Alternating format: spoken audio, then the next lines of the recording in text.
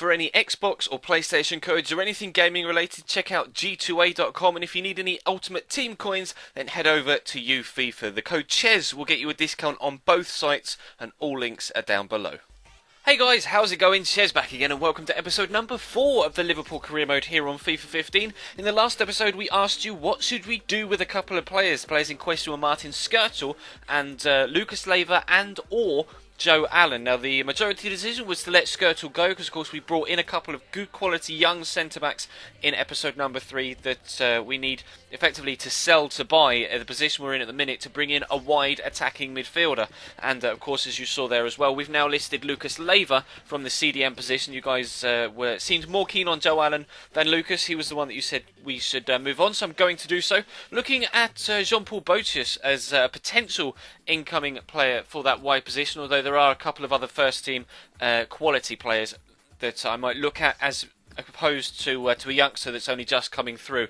But we have managed to raise some money by selling on Fabio Borini to AC Milan. As you can see there, they've matched the £4 million asking price that we put in for him, which is fantastic, and that will go towards bringing in the left-sided midfielder that we want to do so in this transfer window. Like I say, we're in a position that we need to sell to buy now that we've brought in all of the players we have done so far. 2 centre-backs, a right-back and a goalkeeper is what we've brought in so far. Strengthening at the back, we now just need a little bit more of an offensive punch, especially out wide on the left-hand side. We do have Divock Origi, I'm not really too sure how to pronounce it. He's Belgian, isn't he? He's out on loan currently, still at his former club, so he's going to come back for the second season. Hopefully he can grow quite nicely whilst out on loan in the first year, and we'll actually have a player that can slot straight into the first team for the second season, or at least straight into the first team squad, because of course in this window we're hoping to bring in a player of decent quality to fill that left mid spot, and also Origi can be used as a striker as well, so he's quite versatile, and that's what we've got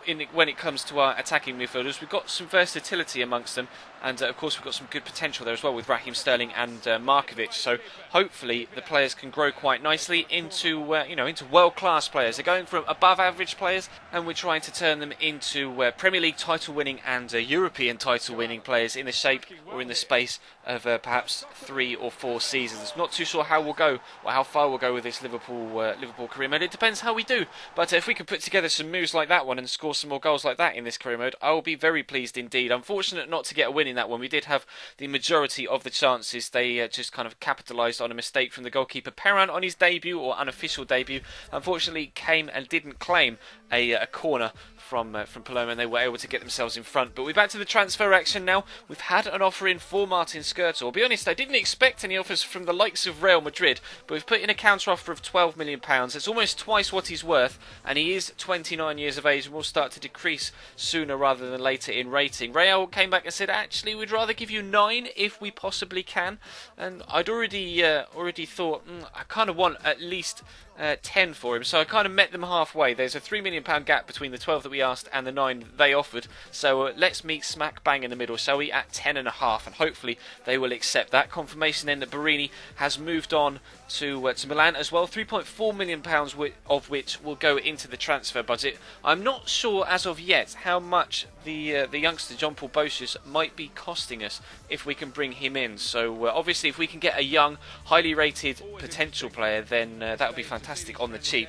He's rated at the minute 75, and I checked on Foothead. A few of you were asking in the comment section of the previous episode, how do you know what people's potential is, Ches? And it's if you go onto foothead.com, you can have a look at the career mode. Obviously you've got the Ultimate Team card, so you can have a look at a career mode version of that card, and lets you know what their average potential is. So it says that Botius' potential is to go from 75 to 84, and obviously if we play him loads we could actually maybe perhaps even get him higher than that. So that's a fantastic range from 75 to 84 is really, really good, and if we could get a player in like that could grow to that potential, that'd be absolutely superb, especially for a club like Liverpool that have a reputation really of bringing a few youngsters through. So hopefully we could do that with bringing one in rather than using a couple from the youth squad, but still putting our faith in the younger signings and not necessarily building an old guard, kind of moving the old guard on, although of course still want Steven Gerrard to lead the way from that CDM role, moving him back to have less of an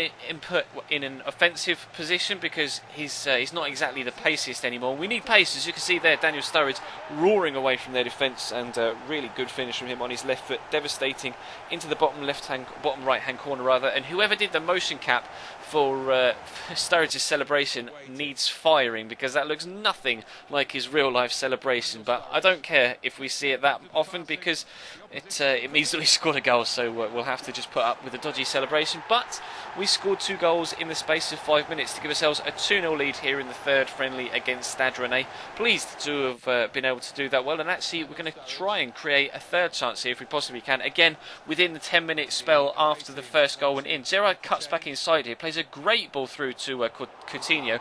Good shot, well saved. The second shot comes from Sturridge, hits the goalkeeper in the face and goes into the back of the net. But the referee, or the linesman rather, has his flag up, and I thought initially, it probably was offside, but after seeing a replay, if you watch the defender on the far side marking Sterling, they're almost exactly both on that line of the pitch where it goes from dark green to lighter green, and I think that was just onside. I'm not too sure. It may have been half yard. It wasn't the best of camera angles. I would have preferred it from the side view, but still, it did look extremely close. But we got 2-0 lead, so that's not too much of an issue, although we did unfortunately concede in the last couple of seconds. Mamadou Sakho not really rising to the challenge of that header. I mistakenly called him Mohamed Sakho in an earlier episode, and I apologise for that. It is of course Mamadou, and there he just mistimed the header. It was a good header from their man, the guy with one of the best names in football. Habibou is the man that got their goal for Stade Rennais. But we come away with a win, so we got 2 draws and a win from our pre-season games, and we created a lot of chances and actually started to score some more goals along with those chances as we progress through pre-season. So the team is coming together nicely, and we look like we're going to be getting some extra money in from that Martin Skrtel deal there. As you can see, Madrid have accepted the counter offer of £10.5 million for him, and like we say, the other player we're trying to move on is Lucas Leiva, currently 79 rated at 27 years of age. Atleti are the club that came in for him, and they offered me 4.6, and he's valued at 6. And I know, having done a career mode with them already this year, that Atletico have a decent amount of money to spend. So I did counter offer them a big offer of 10, which is close again to twice what he's worth, which is the sort of region percentage-wise of what we offered Real for Martin Skrtel. We are putting offers in here for Nico Gaitan and for Jean-Paul Bocius as well. Bocius is valued at 2.5, although when I inquired they said they wanted 10.5, but I really don't want to pay that if I can help it. If we can get him on the cheap, that would be preferable to me. And unfortunately Atleti weren't keen on the £10 million, they only came back with 5.5, still less than what he's actually worth, so I still countered it with a decent offer. Did get a big offer in for Daniel Sturridge, but which he almost 99.9% definitely won't ever be leaving the club in this career mode. Daniel Sturridge, if he does go, it won't be for anywhere near £24 million. It'll be at least twice that. If that Sturridge leaves, it'll be for 50 million plus. He's the best striker in the Liverpool squad and one of the best strikers in the Premier League, so he's not going for even remotely cheap. But Nico Gaitan, again, having to go in with another offer. They rejected the £8 million and counter-offered me rather a large sum that I'm not really willing to pay. But again, Atleti driving a hard bargain. £7.2 million. We'll try and counter-offer now, and we'll have to wait and see until tomorrow's episode to see if that is accepted. But as you can see, tomorrow we'll have Southampton and Tottenham, and we'll go all the way up to the City game with regards to the transfer window. And then on Monday's episode, we'll do the City game, the Aston Villa game, transfer deadline day, and a squad report, because it will be Monday as well. And of course, once we're out of the transfer window, we'll be back up to 3 games per episode, as we always tend to do here on the channel. But that is going to bring today's episode to a close. Drop the video a like if you enjoyed. You guys have been really supportive of this series so far, and I genuinely do really appreciate it. It's been fantastic. If we could hit over 500 likes again on this 4th episode, I'd very much appreciate it. And of course, if you have any more suggestions for that wide left position, then hit me up. I am thinking of having a look at Jesse Rodriguez as well, and a few people have been mentioning Iturbe, but I think he's only just gone to Roma, so I won't be able to bring him in. Obviously, like I've said previously, we're staying away from the obvious choice of Memphis Depay. I want to be a bit more original with my signings, so we will stay away from him. But there have been a few a few options that we can look at, and a couple more that I haven't as of yet scouted. So keep your suggestions coming in the comment section, keep the likes coming in, and keep the subscriptions coming in if you're new to the channel. Maybe we could hit 39k before Christmas. That'd be absolutely superb. But we're going well right now. You guys seem to be really enjoying the content. I'm really enjoying putting it out for you.